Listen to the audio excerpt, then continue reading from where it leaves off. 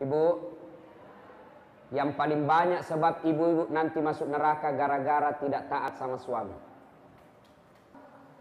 Istri seperti ini susah masuk surga, ibu. Bu, dengar.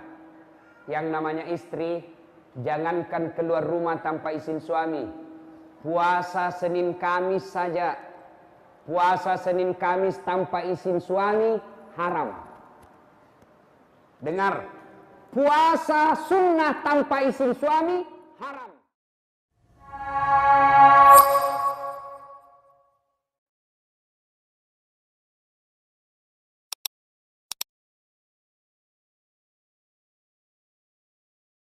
Bapak, saudara-saudara sekalian, ya. Wa qala idzan, Allah kemudian berfirman, bismillahirrahmanirrahim. Innallaha wa malaikatahu yusalluna 'alan nabi. Ya ayyuhalladzina amanu sallu 'alaihi wa sallimu taslima. Sesungguhnya Allah dan para malaikatnya bersalawat kepada Rasulullah Muhammad sallallahu alaihi wasallam, maka wahai orang-orang yang beriman, bersalawatlah kalian kepada Rasulullah dengan sebaik-baik salawat. Sadaqallahul azim, maha benar Allah dengan segala firman-Nya. Sallallahu ala Muhammad, sallallahu alaihi wasallam, sallallahu ala Muhammad, sallallahu alaihi wasallam. Saya biasa kalau salawat kayak begini di Sulawesi, jamaah semua ikut. Di sini nak lihat-lihat kak. Asal ngikapa wakilongan. Ayo, sallallahu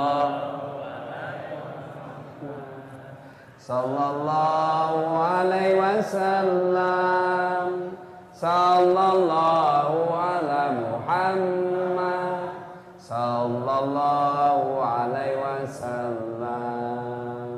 Kan jangan malas salawat. Kita biasa salawat. Saya salam. Lalalalalam. Pada ceng capo. Sallallahu ala Muhammad, wasallam. Sallallahu ala Muhammad, sallallahu alaihi wasallam. Ibu bapak, saudara-saudara sekalian yang insya Allah dimuliakan dan dirahmati oleh Allah Subhanahu wa taala. Suatu ketika di Madinah sangat panas. Begitu panasnya, tidak ada orang yang keluar dari rumahnya. Cokong asing nih, sembunyi semua di rumah. Kenapa? Takut dengan sengatan matahari. Dalam keadaan panas itu, tiba-tiba keluar rumah seorang manusia, berlari-lari kecil, lari dia. Kenapa? Takut kena matahari. Menuju ke masjid. Siapa dia? Tak lain adalah Abu Bakar Siddiq. Datang ke masjid. Selang beberapa saat, keluar rumah lagi seorang manusia, juga berlari-lari kecil. Kenapa? Dia takut sengatan matahari, maka dia lari supaya tidak lama kena matahari. Lari kemana? Juga ke masjid. Tak lain adalah Umar bin Khattab.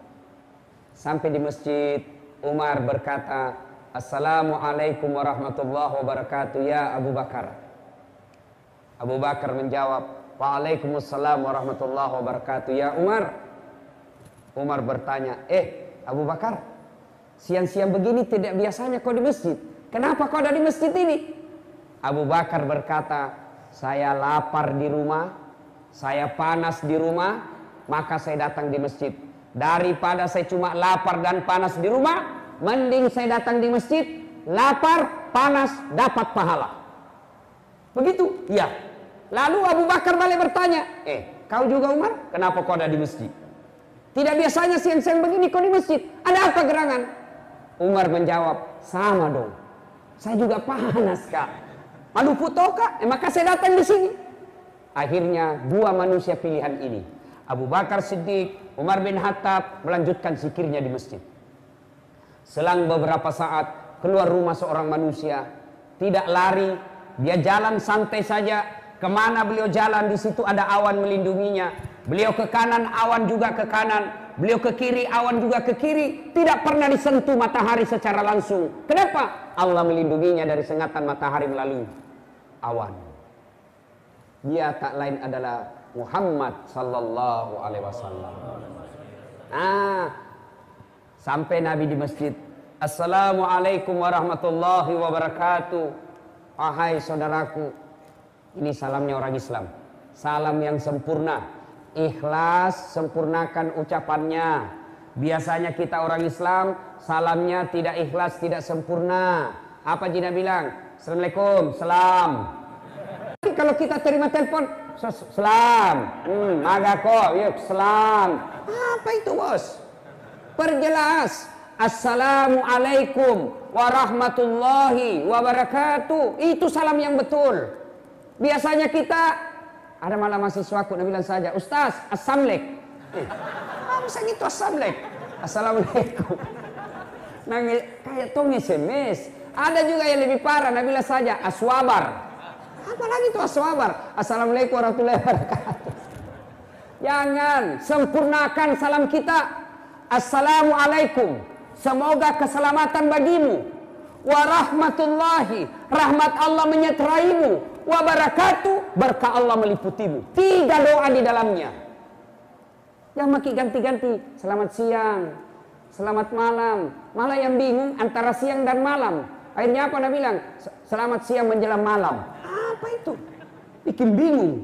Bapak tahu enggak itu artinya kalau saya bilang selamat siang? Tahu artinya? Pak, selamat siang. Tahu artinya itu?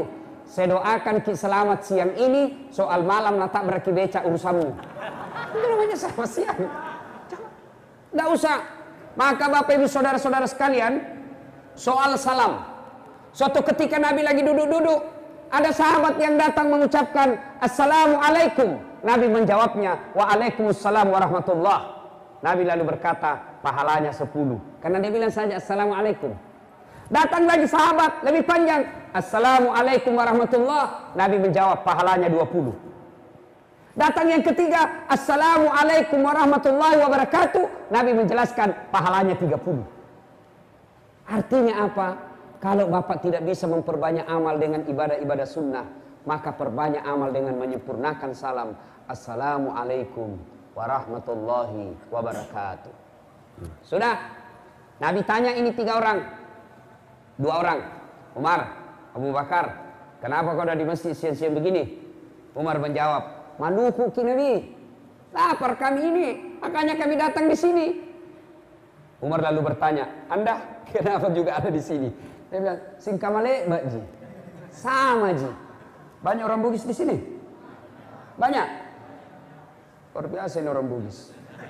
Kemana-mana saya ketemu. Kemarin saya di Bontang, banyak juga orang Bugis. Samarinda seberang, banyak orang Bugis. Saya pergi biduk-biduk, bahasa Bugis orang di sana. Saya pergi Malaysia, Sabah, Sarawak, banyak juga orang Bugis. Begitu saya masuk penjara, banyak juga orang Bugis.